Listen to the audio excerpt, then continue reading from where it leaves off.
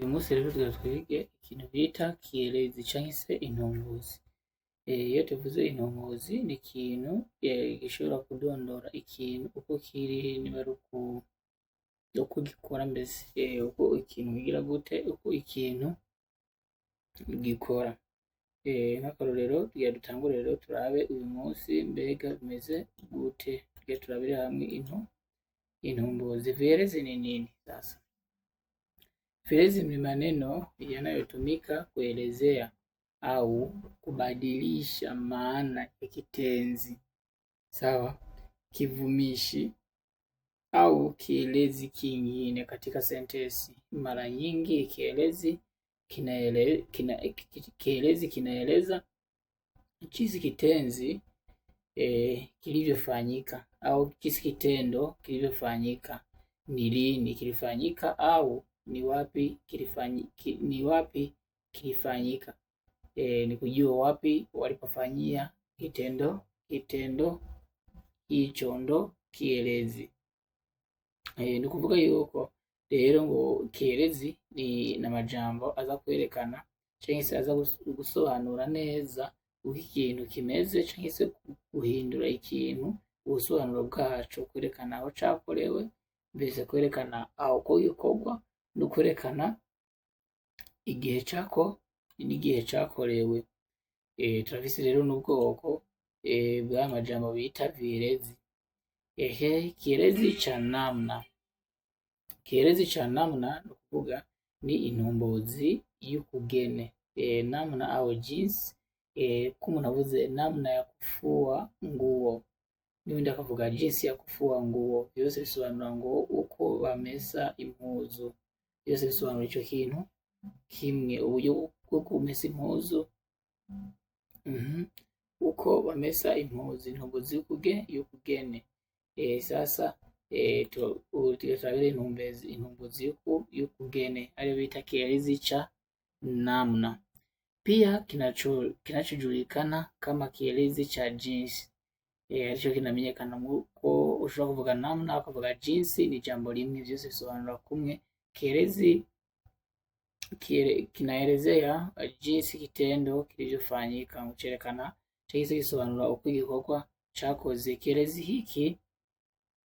Kielezi hiki kinatoa maelezo ya kina kuhusu namna, mbinu au hali kitendo katika sentensi.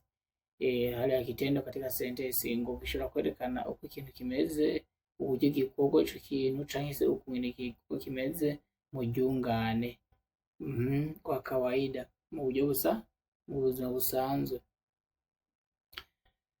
Hujibu swali, ishobora kwishura,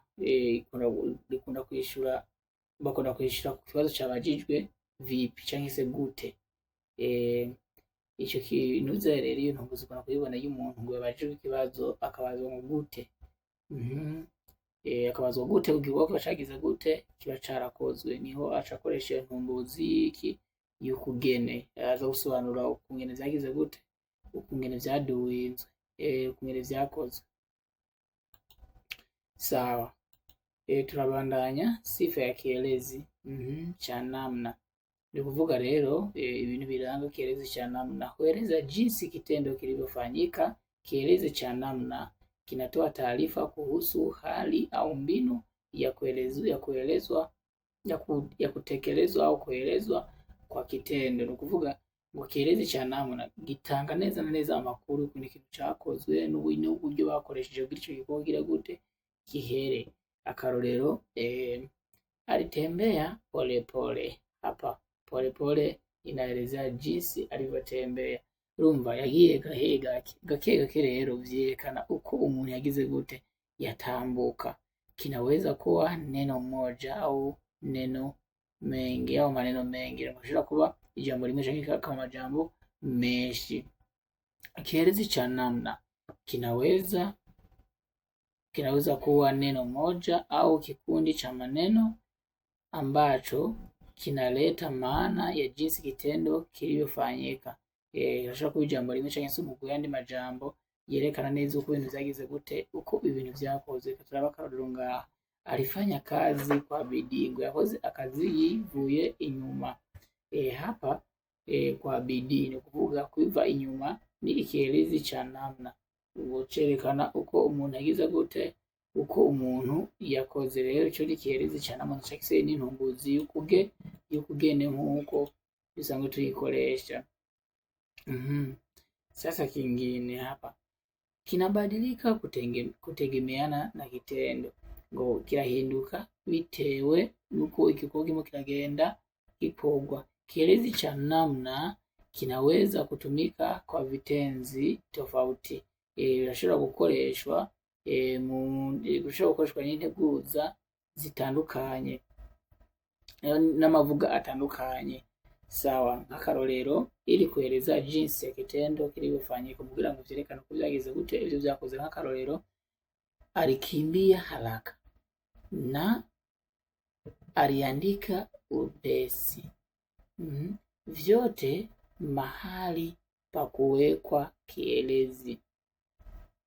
Sawa, ni kuvuga yuko yirutse cyane canke se yanditse gake vyoroshe. Yanditse vyoroshe. Urumva byose vyerekanye uburyo ibintu vyagize gute, vyagenze. Urumva yirutse cyane ariko kwandika yagize gute, yanditse bukebuke canke se yanditse vyoroshe. Mahali pa kuweka kielezi ni kuvuga ahantu rero ho gushiriki kielezi.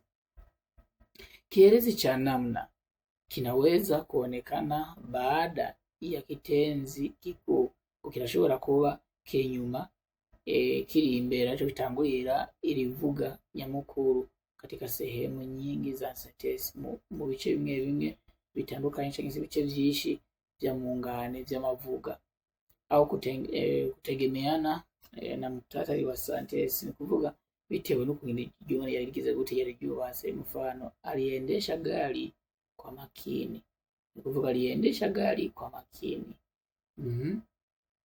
Kinafuata kitenzi aliendesha, ni kuvuga yuko ngaha cakurikiye irivuga aliendesha ko yagendeye kugendesha, yaje ngaha rikurikiranye kirivuga kugendesha. Rero kugendesha niryo rivuga rihadikirije mu mwanya wa kahise, akaja mu parakize kari kukerekana ko ijambo riri mu mwanya wa kahise.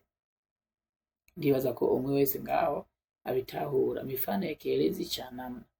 Kuna mifano mingi vielezi vya namna ambayo hutumika kuelezea jinsi matendo yanavyofanyika.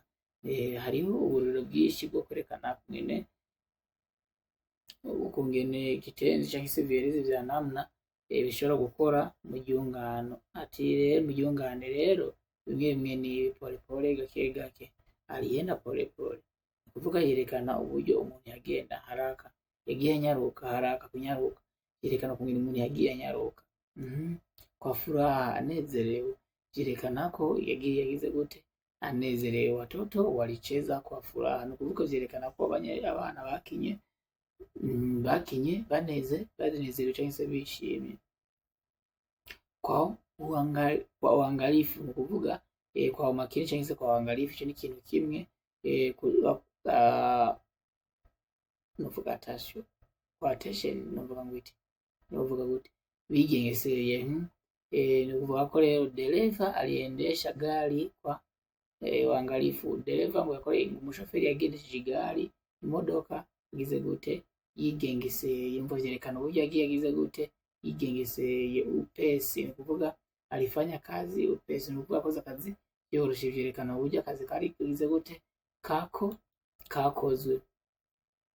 Hariho turaba uburyo ikinuze ikoreshwa munuze katika mazungumzo. Katika mazungumzo na maandishi ya vitenzi vya namna hutumika kuboresha au kuelezea zaidi kuhusu hali ya kitendo. Kwa mfano, alipika chakula polepole, ni kuvuga ko yatetse indya yitonze, za gusobanura ukuntu yabigenjeje. Alizungumza kwa ujasiri, ni kuvuga ko yavuze yihagazeko, vyerekana uburyo yagize gute, yavuze yihagazeko. Alifanya mazoezi kwa nguvu, ni kuvuga ko yakoze imyimenyerezo akoresheje inguvu, vyerekana uburyo yagize iki, yakoze imyimenyerezo. Uburyo bwo kubimenya, jinsi ya kutambua kielezi cha namna. Ili kutambua kielezi cha namna ili kutambua kielezi cha namna, jiulize swali kugira ngo uzoshobore kumenya iyo ntumbuzi y'ukugene, uzobibaze ikibazo, kitendo hiki kimefanywa vipi, uzobibaze ubu ikintu cagize gute, cakozwe. Aho nyene uzoca umenya inyishu wihaye uzokoresheje iki, arico bita kielezi cha namna. Sawa, turi kumwe? Ndibaza yuko umwe wese ahari ashoboye gutahura uko turiko tubandanya twiga n'ivyigwa uko biriko biragenda. Mukomeze mukoresha inguvu, umuhate mbese n'ubwitonzi no gushishoza muvyo tugenda turiga. Turi kumwe. Ciao ciao, Ezima Academy, turi kumwe namwe imisi yose na hose.